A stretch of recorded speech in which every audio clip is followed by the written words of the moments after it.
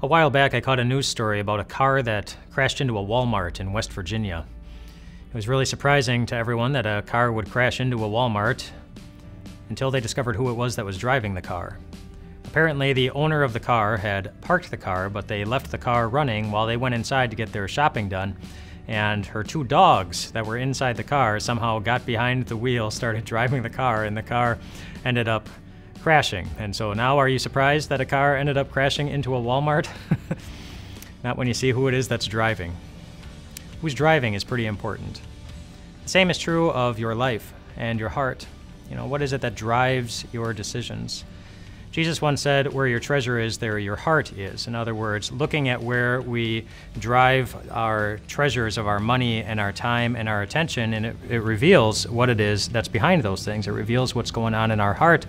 And he's saying in that section that if God is driving our hearts, if we love God more than anything, then that's going to show up in our lives. We'll be driven to do godly things. But if what's driving our decisions is a love of money, a love of pleasure, a love of attention, a love of comfort, then, well, don't be surprised if you end up crashing.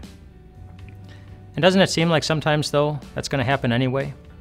Doesn't it seem like sometimes no matter how hard you work, no matter how much you pray, no matter how often you go to church and try to do things the right way, that the wrong people keep getting rewarded while you end up getting hurt, as if you are just falling all alone with no ability to stop you from inevitably crashing?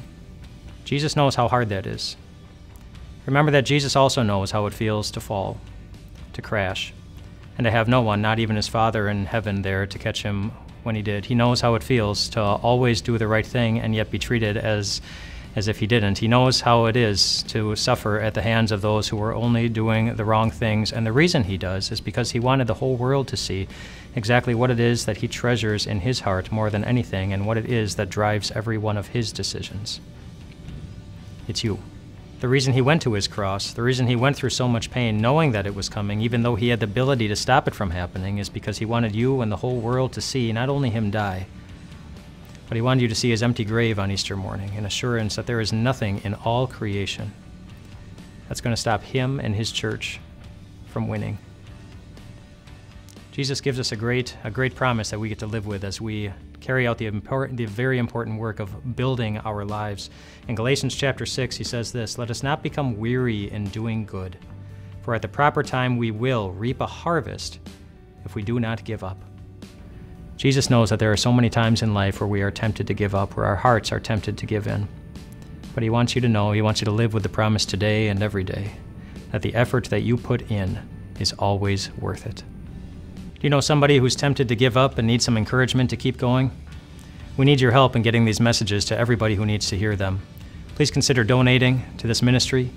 Become a Grace Partner by clicking on the link below and setting up monthly donations, or even by giving a one-time gift. I'm looking forward to seeing you tomorrow when we'll talk about what the finished product looks like, a life that is fully built on Jesus Christ.